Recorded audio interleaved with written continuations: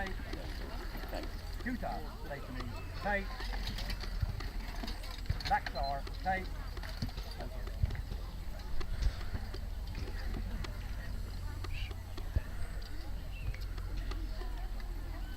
Good afternoon, ladies, gentlemen and children, and welcome to the home of the very famous Ribchester helmet.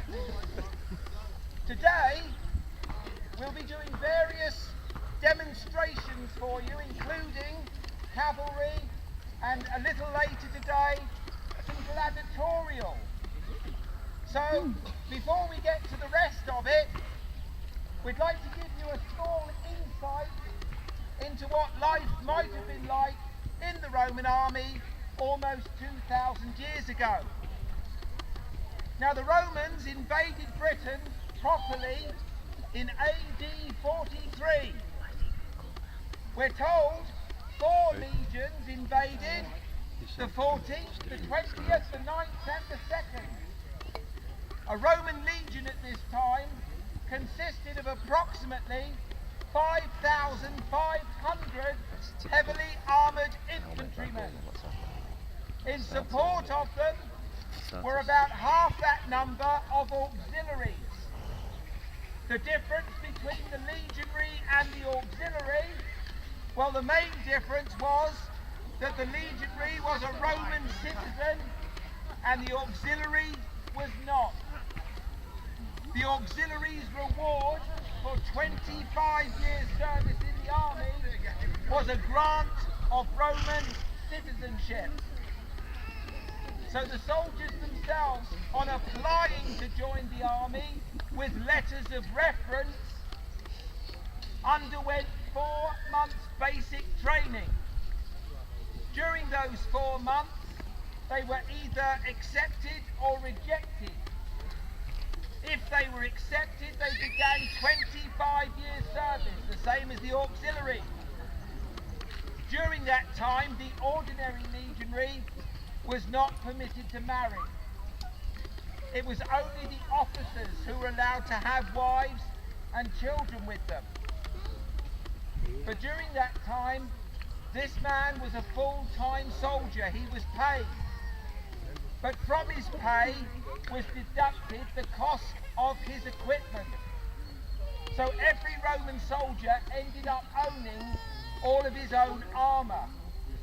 At the end of his 25 years service, he sold that equipment back to the army, who then sold it on to another new recruit. So the myth that all Roman soldiers were dressed exactly the same is just that, it's a myth. From a distance, they may well have looked identical, but when you got closer, you would find a complete mix of equipment. So let's have a look in more detail at some of that equipment. The Optio will place the men closer to you, and I'll describe what the men are wearing.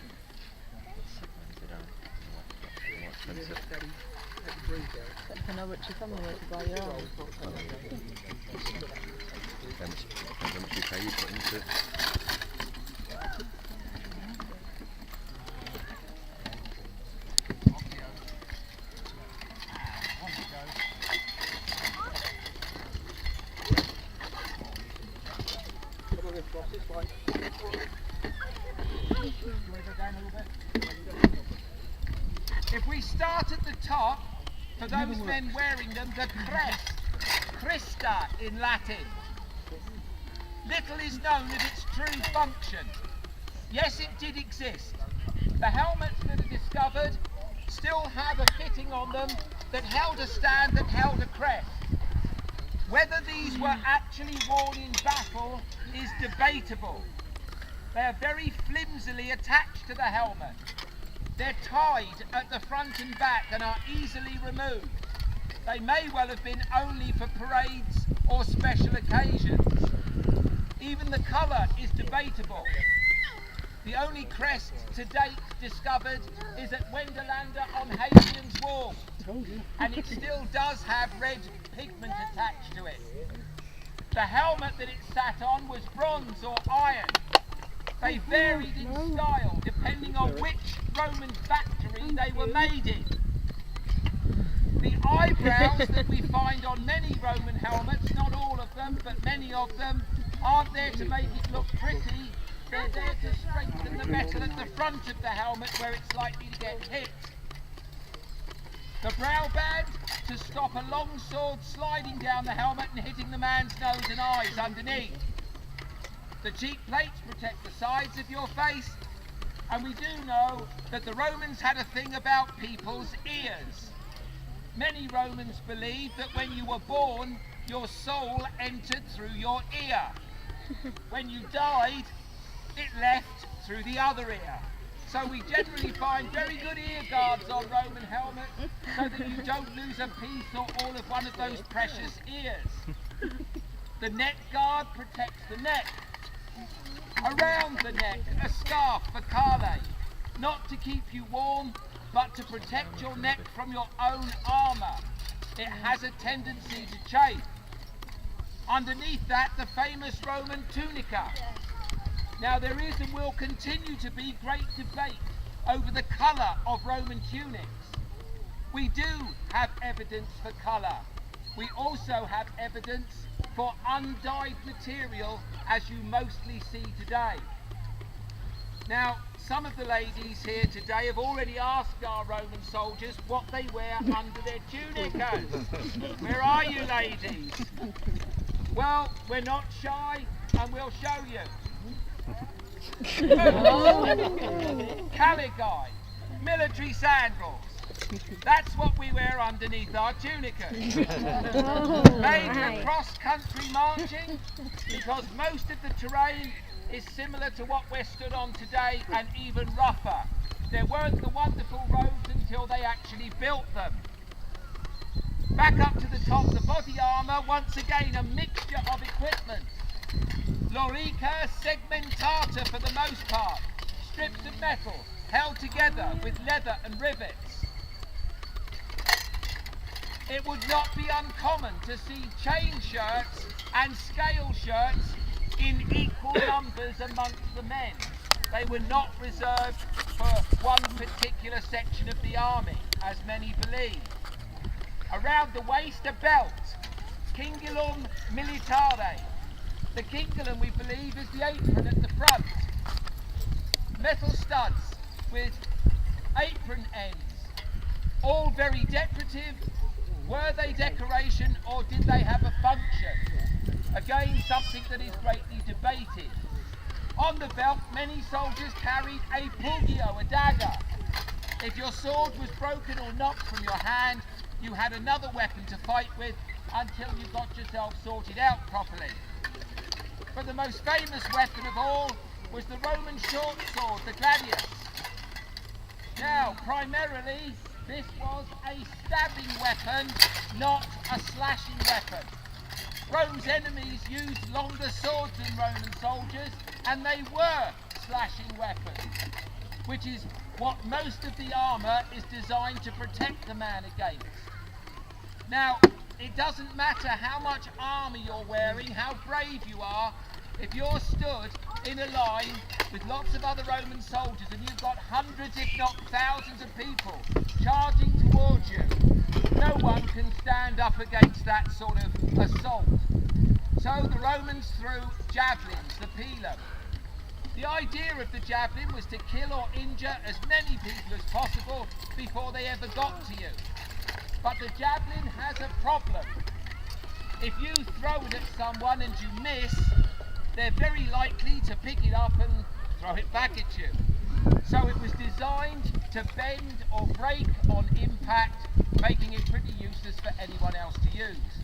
We're told Roman soldiers carried 2 of these each into battle and could probably throw both of them before they ever had to draw a sword and start fighting anyone.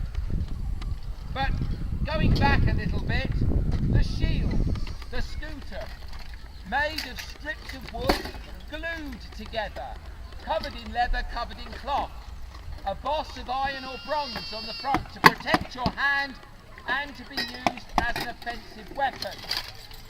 Now, I said they were glued together. Well, the Romans had fantastic glue, except for one thing. It wasn't waterproof.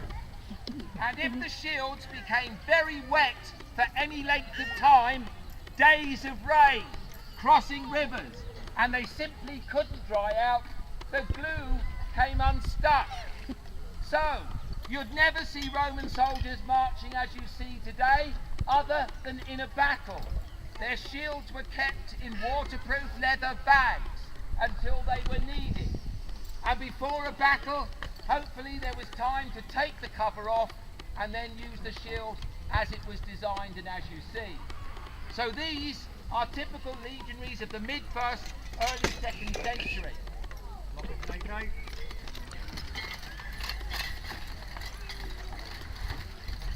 I spoke earlier about the auxiliaries. Here we have an example of one of those auxiliaries. You can instantly see the difference. He's carrying a different style of shield, an oval shield. This man was recruited from the provinces. This man will get Roman citizenship after 25 years. He is Romanized in as much as he has adopted the gladius, the Roman short sword, rather than his ethnic long slashing sword. He has a typical Roman belt and he wears a chain shirt, a plainer helmet, a spear instead of a javelin. This man fought very much with the spear in his hand, and these units were the first into battle. At Mons Graupius, under the great General Agricola, when he went to conquer Scotland, fought the Caledonians and sent his auxiliary units in first, as every general did, and they completely won the day. The legionaries merely had to stand and watch. So a vital part of the Roman army. It was auxiliary units that also made up the Roman navy. We have an example of a typical marine of the period. An oval shield again, a spear for repelling boarders. Now, great debate and research into the body armour of these marines. This man is wearing a leather muscle cuirass. There is some question over leather or metal.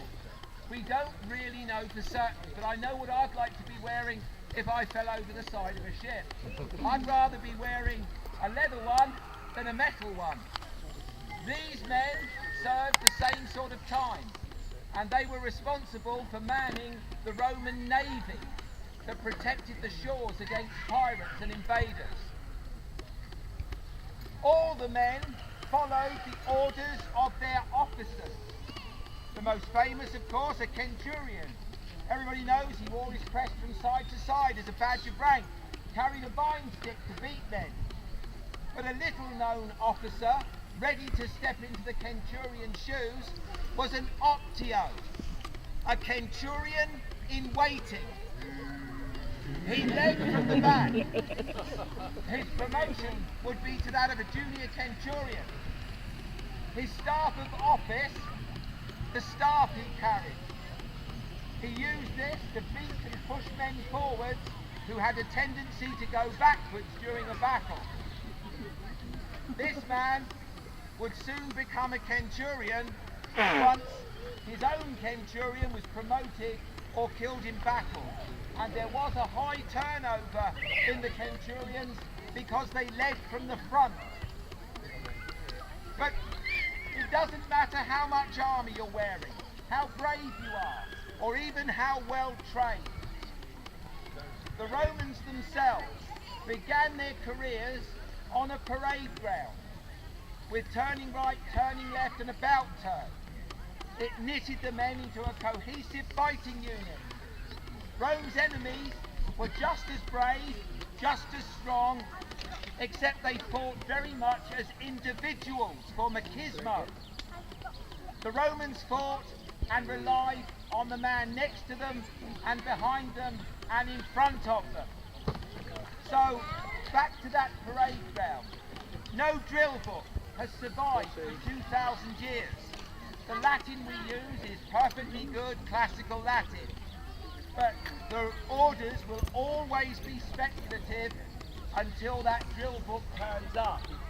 We'll see how some of these new recruits, see if they remember after a long winter some of their about turns and right turns and left turns.